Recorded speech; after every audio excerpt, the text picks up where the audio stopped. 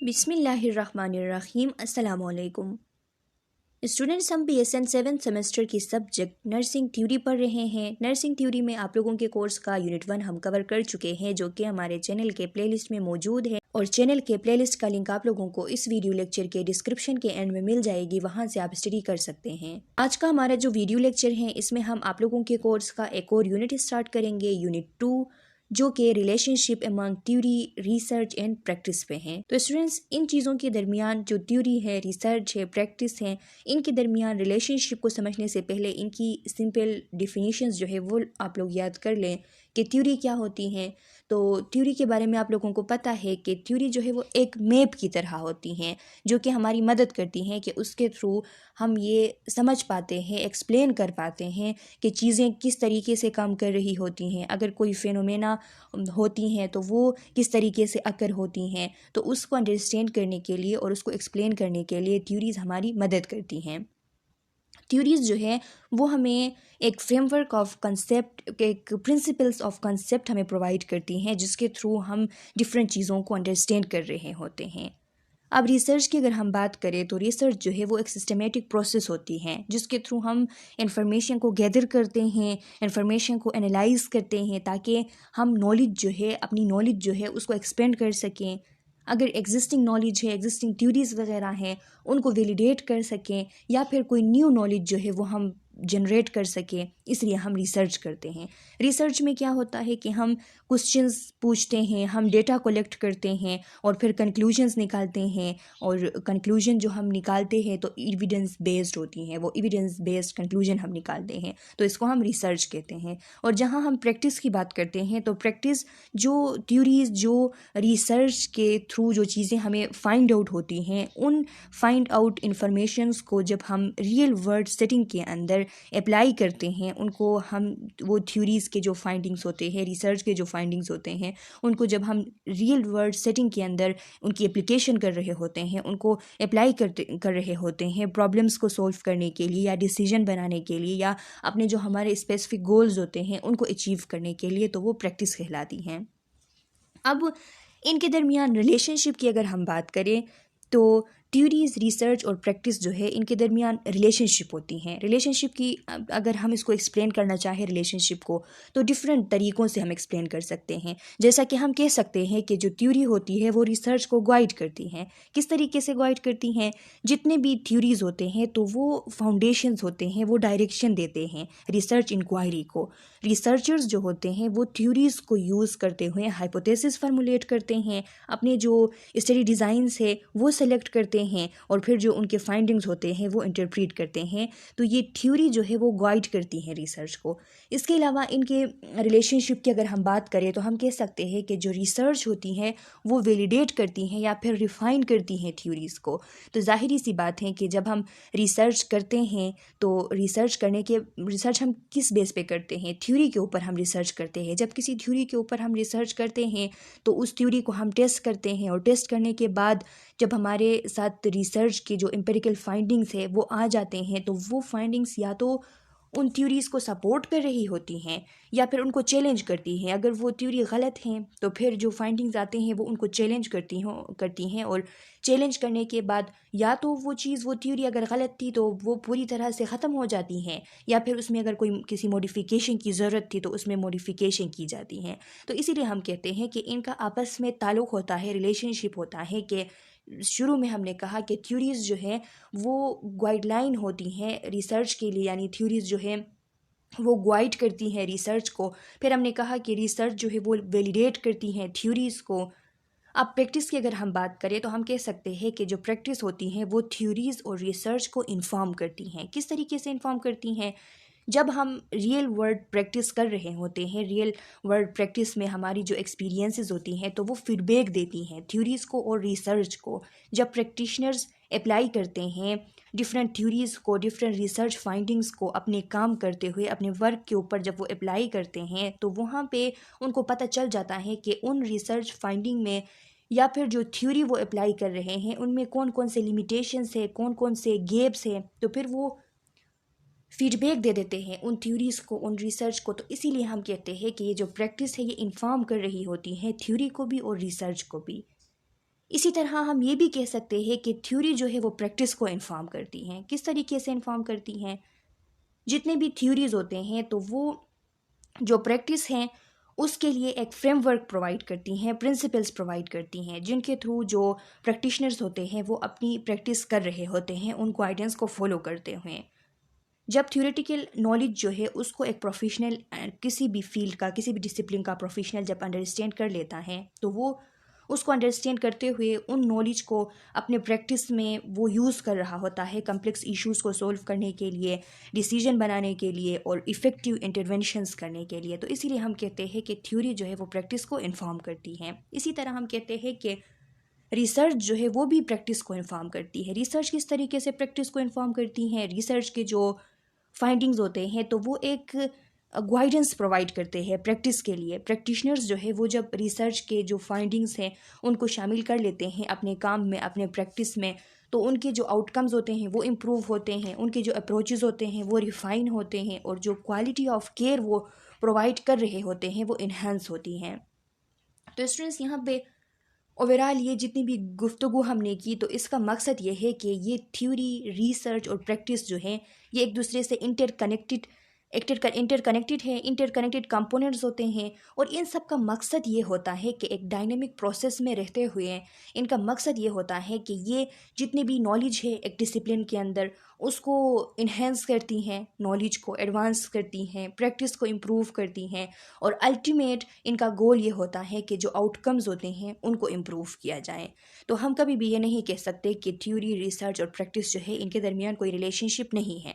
इनके दरमियान मुख्तलिफ रिलेशनशिप है, ये एक दूसरे को इन्फ्लुएंस करती रहती है, जो कि मैं आप लोगों को अभी पढ़ा चुकी हूँ। इन चीज़ों को अगर आप लोग अपने साथ नोट करें, उनको याद करें तो आप लोग समझ जाएंगे कि ये थ्योरी जो है वो किस तरीके से प्रैक्टिस को इन्फॉर्म करती है, रिसर्च किस तरीके से प्रैक्टिस को इन्फॉर्म करती है, रिसर्च किस तरीके से थ्योरी को वैलिडेट करती हैं, रिसर्च किस तरीके से जो प्रैक्टिस है उसमें इम्प्रूवमेंट लाती हैं और प्रैक्टिस जो है वो किस तरीके से थ्योरी और रिसर्च को इन्फॉर्म करती हैं और थ्योरीज जो है वो किस तरीके से एक बेसिस बन जाते हैं, फाउंडेशंस बन जाते हैं रिसर्च के लिए। अच्छा स्टूडेंट्स, तो आप लोगों के इस यूनिट के ऑब्जेक्टिव्स हैं कि इस यूनिट के एंड के बाद आप लोग किस एबल होंगे कि थ्योरी और रिसर्च के दरमियान जो रिलेशनशिप है वो आप लोगों को पता होगा, उसको आप डिस्क्राइब कर सकेंगे। थ्योरी और प्रैक्टिस के बिटवीन जो रिलेशनशिप है वो आप लोग डिस्कस करेंगे। इसके अलावा जो रिसर्च और प्रैक्टिस है उसके दरमियान जो रिलेशनशिप है उसको एक्सप्लेन कर सकेंगे और जो थ्योरेटिकल फ्रेमवर्क है उसको भी इस यूनिट के अंदर डिस्कस करेंगे। इंट्रोडक्शन में लिखा है, many nurses lack a true understanding of the interrelationship among theory, research and practice and its importance to continuing development of nursing as a profession। बहुत सारे नर्सेस ऐसे होते हैं जिनको ट्रू रिलेशनशिप का पता नहीं होता, उनको ट्रू अंडरस्टैंडिंग नहीं होती थ्योरी, रिसर्च और प्रैक्टिस के दरमियान जो इंटर रिलेशनशिप है इसका। बहुत सारे नर्सेज ऐसे होते हैं उनको इस बारे में इंफॉर्मेशन नहीं होती और इनके इम्पोर्टेंस के बारे में कि इनकी जो आपस में इंटर रिलेशनशिप है वो कितना इम्पोर्टेंट है नर्सिंग को as a profession continuously develop करने के लिए। तो इस चीज़ का इल्म बहुत सारे नर्सेज को नहीं होता है। As early as the 1970s, nursing scholars commented on the relationship among theory, research and practice। जब 1970s था तो उसमें फ़र्स्ट टाइम नर्सिंग स्कॉलर्स जो थे उन्होंने कमेंट किया, उन्होंने बातें की जो रिलेशनशिप होती है थ्योरी, रिसर्च और प्रैक्टिस में, इसके बारे में। Nursing leaders urged that nursing research be combined with theory development to provide a rational basis for practice। उन्होंने क्या कहा, जो नर्सिंग लीडर्स थे, जो नर्सिंग स्कॉलर्स थे, उन्होंने इस चीज़ पे जोर दिया, इस चीज़ को एम्फेसाइज़ किया, अर्ज मीन्स के एम्फेसाइज़ किया इस चीज़ पे कि जो नर्सिंग रिसर्च है वो जब कंबाइन होती हैं थ्योरी डेवलपमेंट के साथ तो फिर वो एक रेशनल बेसिस जो है वो प्रोवाइड करती है नर्सिंग प्रैक्टिस के लिए। ये उन्होंने उस टाइम 1970s में ये बात कही हुई थी। In applied disciplines such as nursing, practice is based on the theories that are validated through research। जो अप्लाइड डिसिप्लिन्स होते हैं। अच्छा स्टूडेंट्स, अप्लाइड डिसिप्लिन्स उन फील्ड्स को कहा जाता है, उन फील्ड को कहा जाता है, या फिर एरिया ऑफ प्रैक्टिस आप कह सकते हैं कि उन एरिया ऑफ प्रैक्टिस को कहा जाता है कि जहाँ पे थ्योरीज, प्रिंसिपल्स और नॉलेज जो है वो प्रैक्टिकल यूज़ में लाए जाते हैं रियल वर्ल्ड प्रॉब्लम्स को सॉल्व करने के लिए, डिसीजन बनाने के लिए। तो उन फील्ड्स को कहा जाता है अप्लाइड फील्ड्स। तो नर्सिंग जो है वो भी एक अप्लाइड फील्ड है, क्योंकि नर्सिंग में जितनी भी नर्सिंग नॉलेज है तो उसको हम प्रैक्टिस में अप्लाई कर रहे होते हैं केयर प्रोवाइड करने के लिए। तो इसीलिए नर्सिंग को भी एक अप्लाइड डिसिप्लिन कहा जाता है। तो यहाँ पे इस पॉइंट का मतलब ये है कि जो अप्लाइड डिसिप्लिन्स होते हैं जैसा कि नर्सिंग है, तो इसमें जो प्रैक्टिस है तो वो थ्योरीज़ के बेस पे बनती हैं। प्रैक्टिस जो है वो थ्योरीज़ के बेस पे बनती है, और ये जो थ्योरीज़ होते हैं तो ये रिसर्च के थ्रू वैलिडेट होती हैं। ये बात भी कही गई थी। तो इसलिए लिखा है कि अगर ऐसा है कि प्रैक्टिस जो है वो थ्योरीज़ के बेस पे बनती हैं और थ्योरीज़ जो है वो रिसर्च के थ्रू वैलिडेट होती हैं, तो thus theory, research and practice affect each other in a reciprocal, cyclical and interactive way. तो इसका मतलब ये है कि जो थ्योरी है, रिसर्च है और प्रैक्टिस है, ये एक दूसरे को अफेक्ट करते हैं रेसिप्रोकल वे में, साइक्लिकल वे में और इंटरेक्टिव वे में। अब अगर हम बात करें स्टूडेंट्स रेसिप्रोकल वे की, तो रेसिप्रोकल लफ्ज़ का मतलब है कि म्यूचुअल एक्सचेंज आप कह सकते हैं, या फिर एक ऐसी रिलेशनशिप टू पार्टीज़ के दरमियान के जहाँ पे दोनों पार्टीज़ जो हैं वो कुछ चीज़ें जो है वो दे भी रहे होते हैं और रिसीव भी कर रहे होते हैं। तो इसको हम कहते हैं रेसिप्रोकल। तो यहाँ पे थ्योरी, रिसर्च और प्रैक्टिस जो है इनके दरमियान रेसिप्रोकल रिलेशनशिप है। इसका मतलब ये है, फर्स्ट तो ये कि किस तरह रेसिप्रोकल रिलेशनशिप है, तो ये एक दूसरे से थ्योरी जो है, रिसर्च जो है और प्रैक्टिस जो है, ये एक दूसरे से कुछ चीज़ें जो है वो ले रहे होते हैं और कुछ चीज़ें जो है एक दूसरे को दे रहे होते हैं। किस तरह ये जो थ्योरी है ये रिसर्च को इन्फॉर्म करती है। किस तरीके से थ्योरी रिसर्च को इन्फॉर्म करती हैं? जब थ्योरीज़ की डेवलपमेंट हो जाती हैं तो ये एक फ्रेमवर्क प्रोवाइड करती हैं, हाइपोथेसिस जो है वो प्रोवाइड करती हैं, जो कि रिसर्च को गाइड करती हैं कि किस तरीके से रिसर्च क्वेश्चन जो है वो बनाए जा सकते हैं और कौन से मेथडोलॉजीज़ जो है वो यूज़ किए जा सकते हैं। तो इसका मतलब ये है कि थ्योरी जो है वो इन्फॉर्म करती हैं रिसर्च को, और दूसरी बात ये कि रिसर्च क्या करती हैं, वैलिडेट करती हैं या फिर रिफाइन करती है थ्योरी को। जितने भी एम्पिरिकल रिसर्च किए जाते हैं तो वो इवैल्यूएट करते हैं थ्योरीज़ को कि वो थ्योरीज़ ठीक है या नहीं, टेस्ट करते हैं उनको, और टेस्ट करने के बाद जब रिजल्ट्स आ जाते हैं तो वो रिजल्ट्स या तो सपोर्ट करती हैं या फिर मॉडिफाई करती हैं थ्योरीज़ को। तो इसीलिए हम कहते हैं कि रिसर्च जो है वो वैलिडेट करती हैं थ्योरी को। प्रैक्टिस की अगर हम बात करें तो प्रैक्टिस जो है वो इन्फॉर्म करती है थ्योरी को और रिसर्च को, कि जब जितने भी रिसर्च फाइंडिंग्स जो है और थ्योरेटिकल नॉलेज जो है उसको प्रैक्टिकली अप्लाई किया जाता है, तो जो प्रैक्टिकल एक्सपीरियंस होती है प्रैक्टिशनर्स की, तो उससे वो लोग जो नॉलेज गेन करते हैं, उनको चीज़ों का जो पता चल जाता है, तो उसमें उन लोगों को ये पता चल जाता है कि ये जो रिसर्च फाइंडिंग्स थी या फिर ये जो थ्योरेटिकल नॉलेज थी इसके लिमिटेशन क्या है, इसमें गैप्स क्या है, तो वो फिर फीडबैक दे देती हैं थ्योरीज़ को और रिसर्च को। तो फिर इसका मतलब क्या है कि ये तीनों चीज़ें जो है वो एक दूसरे से कुछ ले रहे होते हैं और एक दूसरे को कुछ दे रहे होते हैं। तो इसीलिए हम कहते हैं कि इनके दरमियान रेसिप्रोकल रिलेशनशिप है। साइक्लिकल रिलेशनशिप की अगर हम बात करें तो साइक्लिकल रिलेशनशिप का मतलब ये है कि यहाँ पे भी आप देख ले कि पहले क्या होता है कि थ्योरी जो है ये एक साइक्लिकल रिलेशनशिप इनके दरमियान है, इसकी मैं बात कर रही हूँ। सबसे पहले क्या होता है साइकिल के स्टार्ट में कि थ्योरी जो है वो रिसर्च को गाइड करती हैं, यानी एज ए फाउंडेशन वो जो थ्योरीज़ है वो काम देती है रिसर्च के लिए, कि थ्योरीज़ जो है उसके बेस पे जो है वो रिसर्च स्टार्ट होती हैं, थ्योरी के ऊपर रिसर्च जो है वो स्टार्ट होती हैं, रिसर्च हाइपोथेसिस जो है वो बनती हैं थ्योरी के ऊपर, और जो स्टडी डिज़ाइंस हैं वो सेलेक्ट होते हैं और अप्रोप्रिएट मेथडोलॉजी जो है वो स्टार्ट हो जाती हैं रिसर्च की। उसके बाद दूसरा यहाँ पे स्टेप ये होता है इस एक साइक्लिक प्रोसेस का, कि रिसर्च जो है वो एविडेंस जनरेट करती हैं। और रिसर्च किस तरीके से एविडेंस जनरेट करती हैं, जो एम्पिरिकल फाइंडिंग्स होते हैं रिसर्च के, तो वो कंट्रीब्यूट करती हैं, या तो कोई न्यू नॉलेज बनाती हैं या कोई एविडेंस वो प्रोवाइड करती हैं। वो एविडेंस फिर सपोर्ट करते हैं या रिफाइन करते हैं या फिर चैलेंज करते हैं एक थ्योरी को। इसके बाद इस साइकिल का एंड स्टेप जो है वो ये होता है कि प्रैक्टिस जो है उसमें रिसर्च फाइंडिंग्स जो है वो अप्लाई होते हैं। यानी जितने भी अभी रिसर्च फाइंडिंग्स आ गए तो ये एविडेंस बेस्ड प्रैक्टिस के तौर पे ये अप्लाई होते हैं, और जब ये अप्लाई होते हैं तो फिर फीडबैक मिल जाता है थ्योरी को भी और रिसर्च को भी। तो शुरू कहाँ से हुई थी कि थ्योरी जो है वो रिसर्च को गाइड करती हैं, फिर रिसर्च जो है वो एविडेंस जनरेट करती हैं, फिर प्रैक्टिस में ये जो रिसर्च फाइंडिंग्स हैं ये फिर अप्लाई किए जाते हैं। तो ये एक साइक्लिक प्रोसेस है, इसीलिए हम कहते हैं कि इनके दरमियान साइक्लिकल रिलेशनशिप है। और हम कहते हैं कि इंटरेक्टिव रिलेशनशिप भी इनके दरमियान है। इंटरेक्टिव रिलेशनशिप किस तरीके से है कि थ्योरी जो है वो प्रैक्टिस को इंस्पायर करती हैं। किस तरीके से प्रैक्टिस को इंस्पायर करती हैं? जितने भी थ्योरीज़ हैं, फॉर एग्जांपल अगर हम नर्सिंग की बात करें तो जितने भी नर्सिंग थ्योरीज़ हैं तो वो डिफरेंट इनोवेटिव अप्रोचेस जो हैं केयर प्रोवाइड करते वक्त तो उनको इंस्पायर करती हैं, डिफरेंट न्यू अप्रोचेस ले आती हैं, जो कि न्यू प्रोटोकॉल जो है उनको डेवलप करती हैं। और जब न्यू प्रोटोकॉल डेवलप होते हैं और न्यू इंटरवेंशंस आ जाते हैं तो प्रैक्टिस जो है वो इम्प्रूव होती है। तो इसीलिए हम कहते हैं कि थ्योरी जो है वो प्रैक्टिस को इंस्पायर करती हैं। थ्योरी और प्रैक्टिस जो है इनके दरमियान ये एक क्या है, इसको इंस्पायर करना मीन्स कि ये एक इंटरेक्टिव एक रिलेशनशिप है।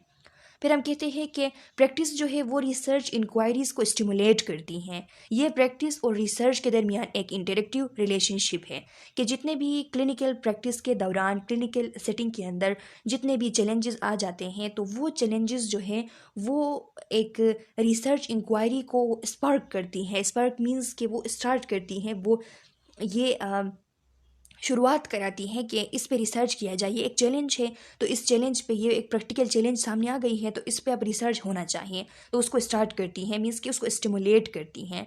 तो इसीलिए ये जो प्रैक्टिस स्टिमुलेट करती है रिसर्च इंक्वायरी को, तो ये एक इंटरेक्टिव रिलेशनशिप है इनके दरमियान।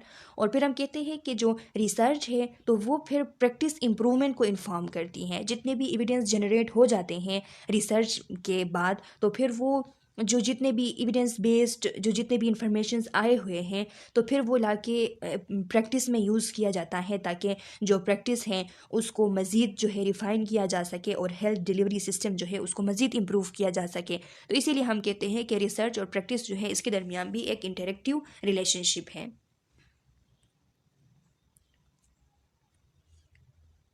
Relationship between theory and research. अच्छा स्टूडेंट्स, अब यहाँ पे प्रैक्टिस को हटाया गया है और सिर्फ थ्योरी और रिसर्च के दरमियान आप लोगों को रिलेशनशिप का बताया हुआ है। लिखा है research validate and modifies theories. जाहिर सी बात है कि रिसर्च जो है वो क्या करती हैं, वैलिडेट करती हैं और मॉडिफाई करती हैं थ्योरीज को।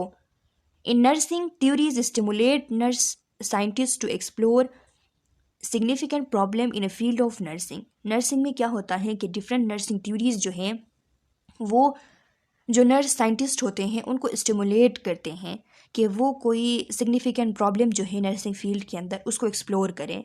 In doing so the potential for the development of nursing knowledge increases. ऐसा करते हुए क्या होता है कि जो नर्सिंग नॉलेज डेवलपमेंट करने की जो पोटेंशियल होती है वो इंक्रीज़ होती है। इसका मतलब ये है कि थ्योरीज जो है वो क्या करती हैं, वो एक बेसिस प्रोवाइड करती हैं, एक फाउंडेशन प्रोवाइड करती हैं नर्सिंग रिसर्च के लिए। Nursing theories when empirically tested, the result of research can be used to verify, modify, disprove or support a theoretical proposition। और जब ये थ्योरी जब स्टिमुलेट करती हैं, थ्योरी जब फाउंडेशन प्रोवाइड करती हैं, फाउंडेशन बनती हैं, थ्योरी जो है वो एक गाइडेंस बनती हैं रिसर्च के लिए। और जब रिसर्च स्टार्ट हो जाती हैं और हो जाती है और ख़त्म हो जाती हैं और जो एम्पेरिकल रिजल्ट्स थे वो आ जाते हैं रिसर्च के, तो फिर वो एम्पेरिकल रिजल्ट या तो वेरीफाई करते हैं एक थ्योरी को, या मॉडिफाई करते हैं, या उसको बिल्कुल डिसप्रूव करते हैं अगर गलत है तो, या फिर उसको सपोर्ट करते हैं।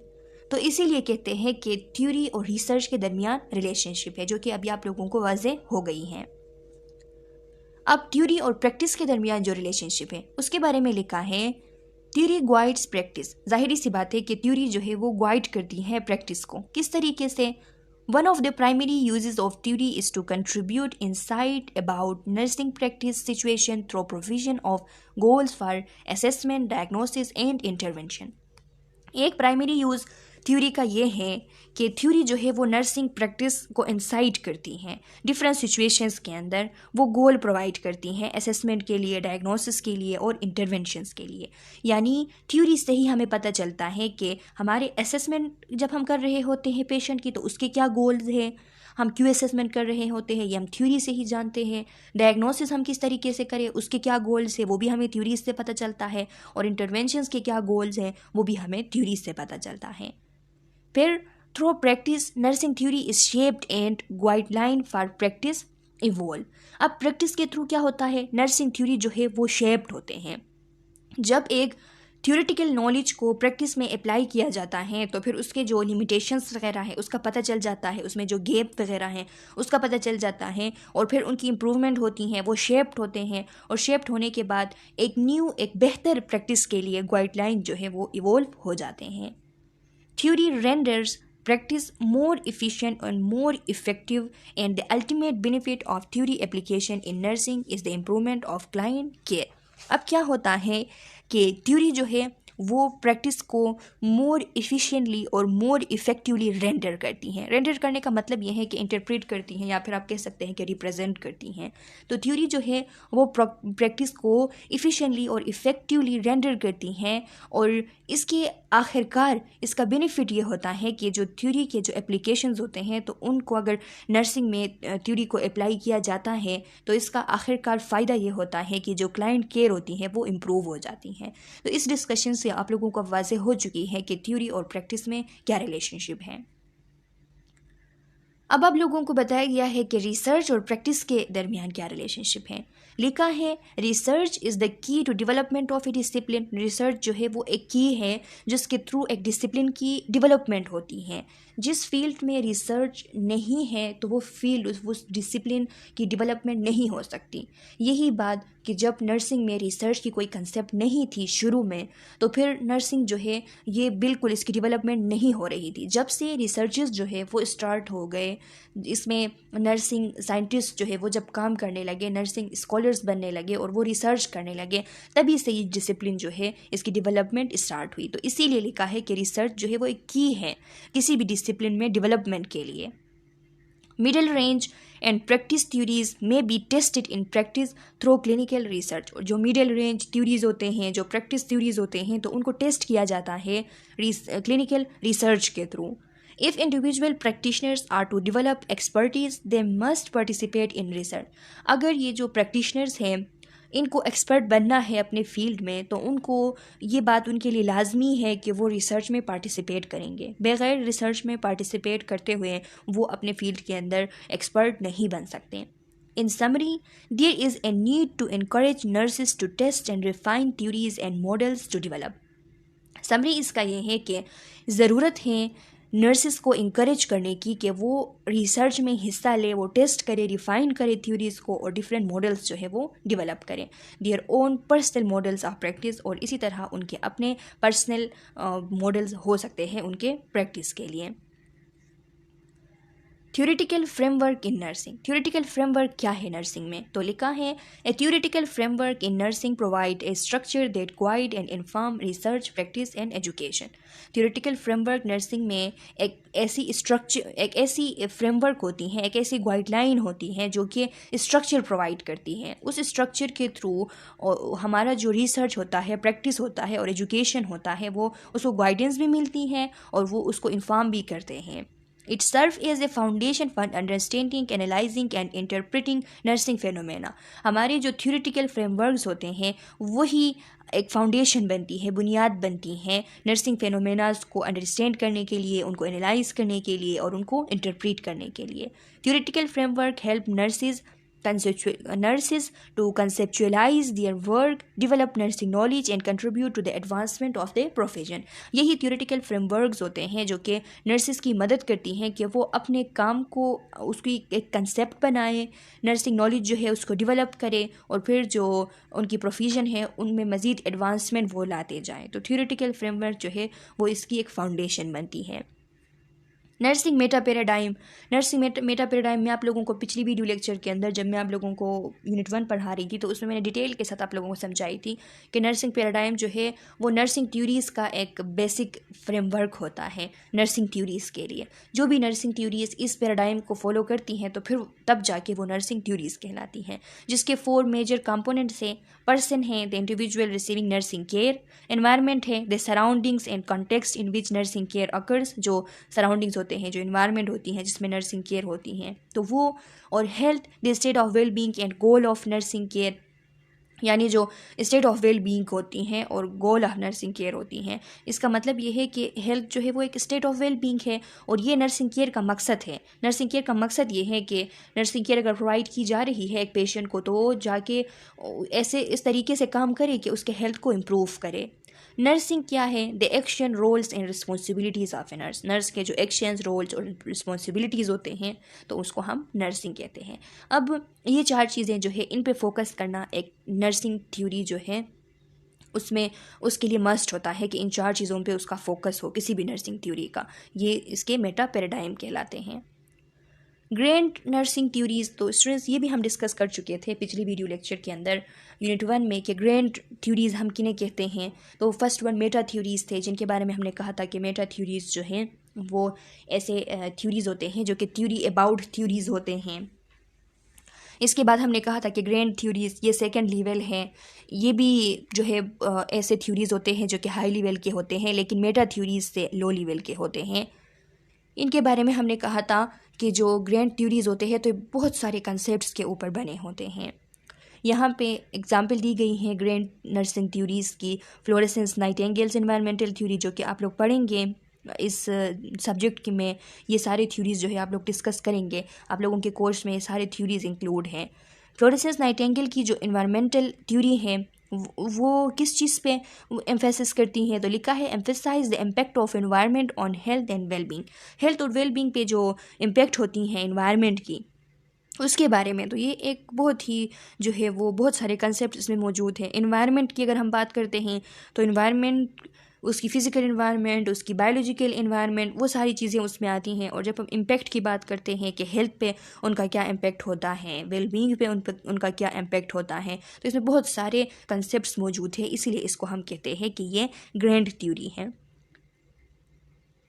हिल्डेगार्ड पेप्लो इंटरपर्सनल रिलेशन थ्योरी है, ये भी आगे आप लोग पढ़ेंगे तो आप लोग समझ जाएंगे कि इसको हम क्यों ग्रैंड थ्योरी कहते हैं। इसके बारे में लिखा है कि focuses on the nurse patient relationship and the therapeutic process of nursing. Nurse patient relationship पे और जो थेरापेटिक प्रोसेस है नर्सिंग की, उस पे इस थ्योरी का फोकस है। Virginia Henderson Need Theory define nursing as assisting individual in meeting their basic human needs। ये ऐसी थ्योरी है कि ये इस चीज़ पे बनी है कि इसका कहना है इस थ्योरी का कि नर्सिंग जो है उसका मतलब ये है कि मदद करना उन लोगों की जो अपने बेसिक ह्यूमन नीड्स जो होते हैं उनको नहीं पूरा कर पाते हैं, तो उन नीड्स को पूरा करने में मदद करना जो है वो नर्सिंग कहलाती है। आगे जाके डिटेल से आप लोग ये थ्योरी भी डिस्कस करेंगे इस सब्जेक्ट में।